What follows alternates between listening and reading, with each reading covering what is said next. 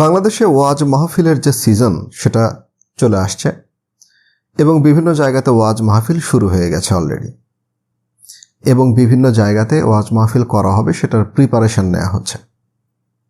কীরকম প্রিপারেশন? মূল প্রিপারেশন হচ্ছে সেই টাকা তোলা, যা যিনি বক্তা আসবেন তাকে যে টাকা দেওয়া হবে সেই টাকার অ্যারেঞ্জমেন্ট। আচ্ছা, আপনারা বক্তাকে টাকা দেন কেন? আমরা তো ধর্মীয়ভাবে জানি যে একজন জ্ঞানী ব্যক্তি, তার দায়িত্ব জ্ঞান প্রচার করা। এটা তার ধর্মীয় দায়িত্ব, তার দ্বীনি দায়িত্ব। নবীজি সাল্লাল্লাহু আলাইহি ওয়াসাল্লাম বলেছেন এভাবে যে তুমি যদি একটি আয়াত জানো তা প্রচার করো। তা আমরা যাকে আলেম সমাজ বলে চিনি, যাদেরকে সাধারণত নিয়ে আসা হয়, যাদেরকে আমরা আলেম সমাজ ভেবে থাকি, তাদের দায়িত্ব যে তারা যা জানেন সেখান থেকে মানুষকে ভালো কিছু শিক্ষা দেয়া। সেটা কোথাও গিয়ে হোক বা না গিয়ে হোক, এটা তাদের দায়িত্ব। বরং আমি বা আপনি বা যারা আছেন ওয়াজ মাহফিল ম্যানেজিং কমিটিতে, তাদেরই আসলে ধর্মীয় দায়িত্বও নয়, এটা একটা ঐচ্ছিক ভালো কাজ এভাবে হিসাব করা যেতে পারে। কিন্তু তাদের দায়িত্ব নয় যে কাউকে টাকা দিয়ে নিয়ে এসে এলাকার মানুষকে তার ভালো কথাগুলো শোনানো। এটা একটা ঐচ্ছিক ভালো কাজ হতে পারে, এটার দায়িত্ব নয়। কিন্তু একজন জ্ঞানী ব্যক্তি যিনি মনে করেন যে তার কিছু ভালো কথা জানা আছে, তার দায়িত্ব সেই কথাগুলো অন্য মানুষকে শোনানো বা জানানো। তার মানে মূল কথা হলো, যাকে আপনি ওয়াজ মাহফিলের বক্তা হিসেবে নিয়ে আসেন, আসলে বক্তারই দায়িত্ব সেই কথাগুলো মানুষকে শোনানো। কিন্তু তাকে আপনি নিয়ে আসেন, নিয়ে এসে তাকে একটা বড় অঙ্কের টাকা দেন। তাকে নিয়ে আসার পরে বড় অঙ্কের টাকা দেন, এটা তো সেকেন্ডারি বিষয়। মানে এই জিনিসটাই কম ঘটে বাস্তবে। বেশি ঘটে কি জানেন? বেশি ঘটে যে যখন একজন বক্তাকে ডাকা হয় যে হুজুর আসেন আমাদের এখানে একটু আলোচনা করেন, তখন হুজুররা বলে যে আমাকে এত টাকা দিতে হবে, তাহলে আমি যাব। এই জিনিসটা বেশিরভাগের মতেই হচ্ছে এটা নিষিদ্ধ বা হারাম কাজ, যে আপনি ধর্মীয় কথা বলবেন মানুষকে, তার বদলে বিনিময় হিসেবে চুক্তি করে আপনি সেখান থেকে বেশি টাকা পয়সা চার্জ করতেছেন। কিন্তু অনেকে আবার এটা জানেন যে হচ্ছে এরকম দাবি করাটা ঠিক নয়। আপনারা যা দিবেন ওটাই হবে। আপনারা যা দিবেন মানে এটা কেমন আশা? আমি একটা কথা বলতে চাই। আমি জানি এই ভিডিওটা আমি যদি পাবলিশ করি, এটা এমন কিছু মানুষ দেখবেন যারা ওয়াজ মাহফিল ম্যানেজ করেন, এবং আমার এলাকার বিশেষ করে ছেলেপেলেরা যারা ওয়াজ মাহফিল অ্যারেঞ্জে ভালোভাবে সামিল থাকেন, তাদেরকে বলতে চাই এই কালচারটা বদলানো দরকার। উচিত ছিল এমন হওয়া যে যেহেতু হুজুরের দায়িত্ব তিনি জ্ঞান প্রচার করা মানুষের মধ্যে, সো তিনি এসে আলোচনা করবেন এবং আমাদেরকে টাকা দিয়ে যাবেন, কারণ তিনি আমাদের কারণে ধর্মীয় আলোচনা করার সুযোগ পেলেন। এটা যদি না করেন তাহলে তিনি তার এরিয়াতে তার জানা মাধ্যমে দ্বীনি জ্ঞান প্রচার করুক। আমরা তাকে নিয়ে আসব এবং তাকে টাকা দিব, এমনটা কেন? কেউ কেউ বলবেন যে এটা খুব খুশি হয়ে হাদিয়া দেওয়া হয়, এটা নাথিং, এটা তেমন কিছু নয়। আমি আপনাকে আজকে একটা জিনিস বলতে চাই এবং বোঝাতে চাই। আমি একজন সাইকোলজির ছাত্র হিসেবে আমার রিয়েলাইজেশন, মানুষের মস্তিষ্কের চিন্তা ভাবনার যে প্রসেস, যতটুকু আমি বুঝি সেটা দিয়ে আমি আপনাকে একটা ঘটনা বলি। পৃথিবীতে ঘুষ যে মানুষ নেয় বা ঘুষ যে একটা এখনকার সমাজে বড় ধরনের প্রবলেম, এই জিনিসটার উৎপত্তি কিভাবে হয়েছিল আপনার কি ধারণা? ঘুষ সাধারণত কারা নেয়? যারা হচ্ছে বড় ধরনের চাকরিজীবী, যারা খুবই ভালো পাওয়ারে থাকেন, তারা তাদের কাজ করার জন্য ঘুষ নেন। কিন্তু আপনার কি মনে হয় এই জিনিসটার উৎপত্তি কিভাবে হয়েছিল? একজন বড় কর্মকর্তা তিনি কি কোনো সাধারণ মানুষের কাছে প্রথমে একদম প্রথম মানে ঘুষের উৎপত্তি যখন হয়নি সে সময়ের কথা বলছি, তখন কি তিনি কোনো সাধারণ মানুষের কাছে টাকা চার্জ করতো? বলছে এরকম যে আপনি এত টাকা দেন তাহলে আপনার ফাইলটা পার করে দিব? মোটেও এমনটা হয়নি। আমি আপনাকে বলি যে জিনিসটার প্রচলন কিভাবে হয়েছিল। এটাকে একটু কল্পনা করুন যে আমি একজন বড় কর্মকর্তা, আমি কার মানুষের ওই মানুষটার ফাইল পার করার দায়িত্বে আছি এবং তার ফাইল পার করাটা আমার দায়িত্ব এবং আমি সেটা করব। কিন্তু দেখা যাচ্ছে একটা প্রসেস অনুযায়ী তার ফাইলটা পার করতে হচ্ছে আরও 10 জনের পরে। তার আগে 10 জন আছে, সে 11 নম্বর সিরিয়ালে, তার ফাইলটা আমি পার করব।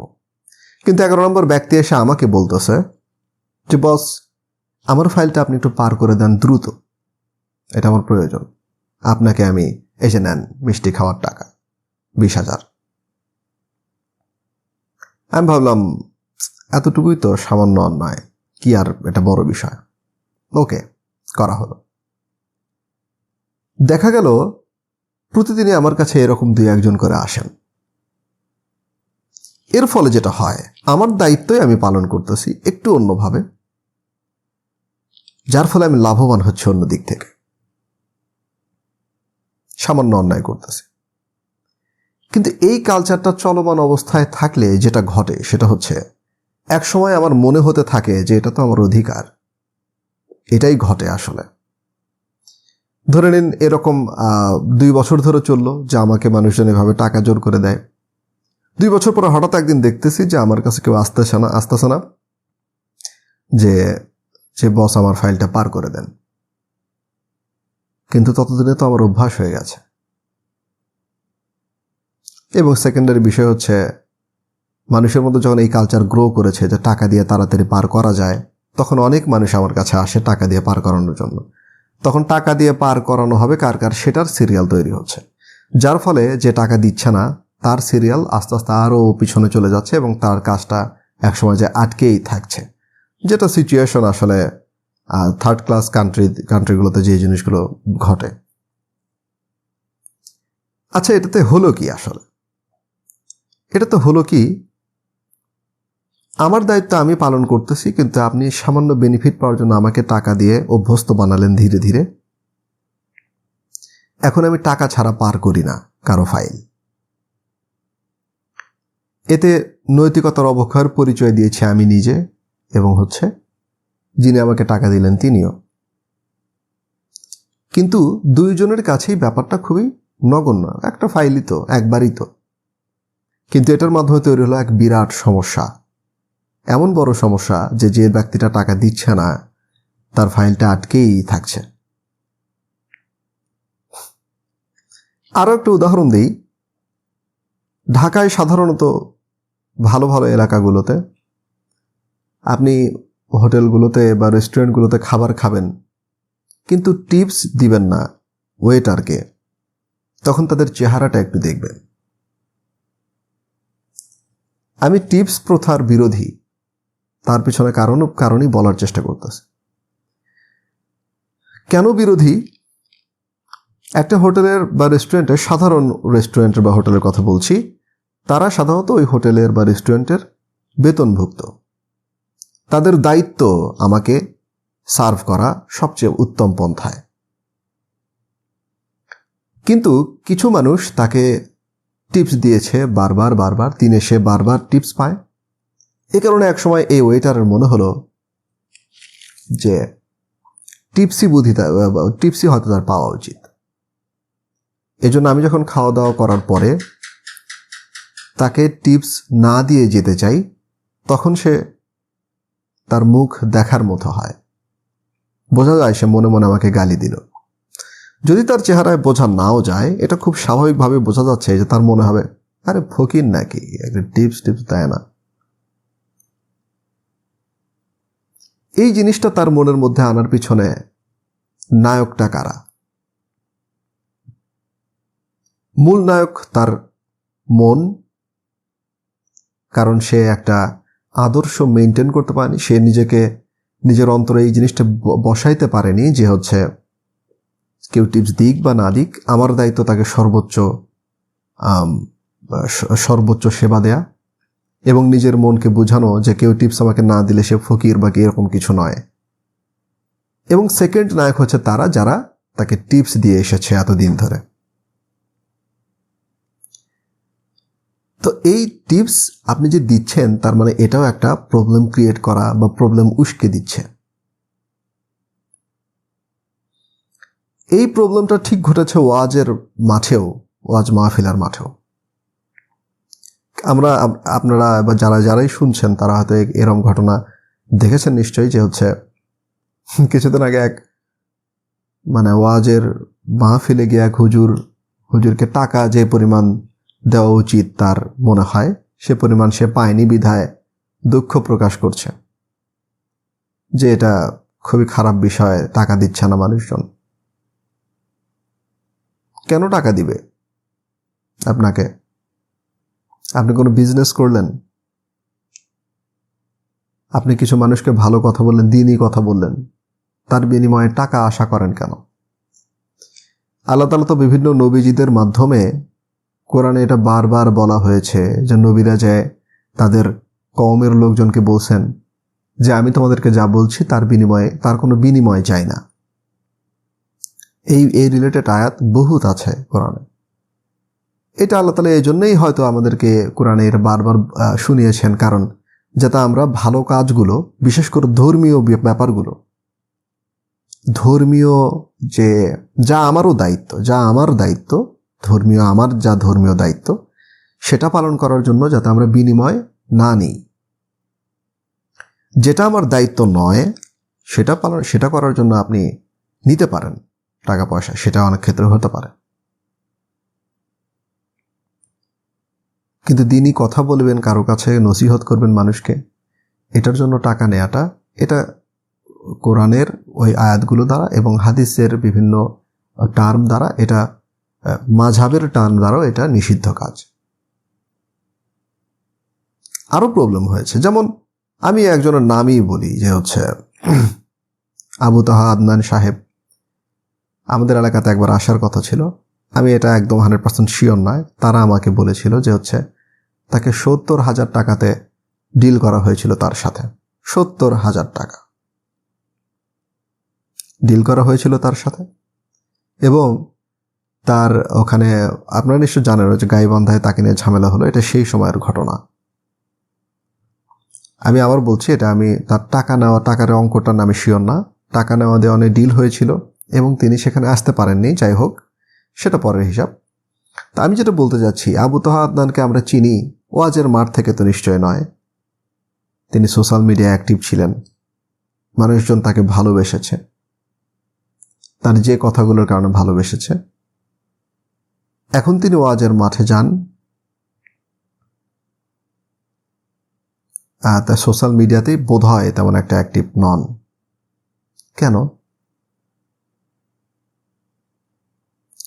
সোশ্যাল মিডিয়াতে এমন কি হচ্ছিল না যে তার ওয়াজের মাঠে যেতে হচ্ছে?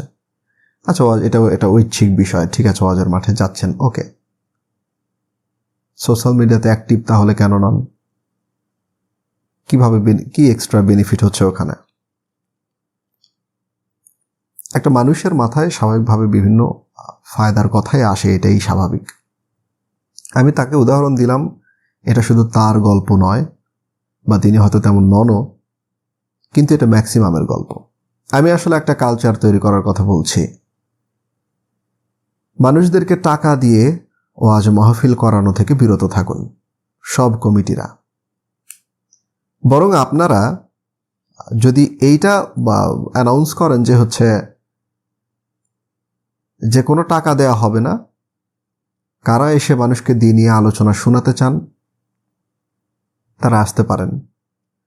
অনেকেই হয়তো সেটা আসতে চাইবেন, তাদের মধ্য থেকে কারা আপনাদের মতামতের সাথে মিলে যায়, যার মতামত, তেমন মানুষকে আসতে দিন। সত্যি কথা বলতে সেই মানুষটাই আসবে যে সত্যিকারের দিন প্রচার করার জন্য বা মানুষকে কিছু জানানোর জন্যই সে আসলে আসতে চায়, এবং সেটা শুনেই আসলে মানুষ উপকৃত হবে। যে ব্যক্তি টাকার জন্য আসতেছে বা যে টাকা ডিল না করে আসলেও ভেবে আছে যে ভেবে নিয়েছে যে আমি যাওয়ার সময় একটা ভালো অঙ্কের টাকা পাবো নিশ্চয়ই, এইটা যার মনের মধ্যে আছে সে কতটা সততার সাথে দিনই কথা বলতে পারে আল্লাহ তাআলাই ভালো জানে। আমরা ওই টিপস দিয়ে যেমন ওয়েটারদের মানসিকতা খারাপ করতে সাহায্য করেছি, ঠিক একইভাবে একজন একজনের দায়িত্ব পালন করবে, তাকে এক্সট্রা টাকা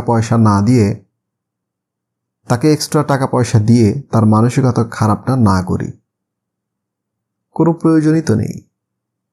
একজন ভালো আলেম তিনি সবসময় চান দ্বীনি জ্ঞান মানুষের কাছে ছড়ানোর জন্য, নিজে চর্চা করার জন্য এবং মানুষকে জানানোর জন্য। এটাই একজন মুসলমানের দায়িত্ব, এটাই আল্লাহ তাআলার আদেশ, নবী সাল্লাল্লাহু আলাইহি ওয়াসাল্লামের নির্দেশ। এটার মধ্যে টাকার লেনদেনটা, প্রসঙ্গটা কোথায়? আপনারা কেন সেটা করতেছেন? এটা করা বন্ধ করুন। যারা ওয়াজ মাহফিল করান বা কমিটিতে থাকেন তাদের কাছে আমার অনুরোধ থাকবে, এই ব্যাপারটা নিয়ে ভাবুন। সমাজের কালচার একদিনে চেঞ্জ না করতে পারলেও আপনি এই বিষয়টা নিয়ে ভাবুন এবং যেটা আপনার কাছে ঠিক মনে হয় সেই পক্ষে আপনি পার্সোনালি যান। আপনার যদি মনে হয় যে আপনার টাকা পয়সা দেওয়া উচিত নয়, সেটা আপনার কমিটিকে জানান। কমিটি যদি আপনার বিরোধিতা করে, কমিটি থেকে সরে যান। নিজের বিবেক বুদ্ধি চিন্তার উদ্রেক করাটা আমাদের জরুরি। আমি কিছু দুঃখ থেকে আসলে এসব কথা বলতে চাই এবং বলার ইচ্ছা জাগে এবং ইচ্ছা করেছি। আল্লাহ তাআলা জানে যে কখন কি হতে পারে, কখন কি হয়। আমাদের মুসলমানদের চিন্তা করার যে প্রবণতা, যেটা হওয়া উচিত ছিল, যেটা আল্লাহ তাআলা চান আমাদের কাছে, এটা আমরা হারিয়ে ফেলেছি বলা যায়, বা আমরা সেটা করি না। আর আমি বলে রাখি যে ঈমানের উদ্ভবই হয় চিন্তা থেকে। যে ব্যক্তি চিন্তাশীল নয় তার ঈমান নিয়ে হয়তো প্রশ্ন তোলা যাবে, আল্লাহ তাআলাই সে প্রশ্ন তুলবেন। যাই হোক, সমাজ ভালো হোক, ধর্মচর্চা আরো শুদ্ধ হোক। আসসালামু আলাইকুম।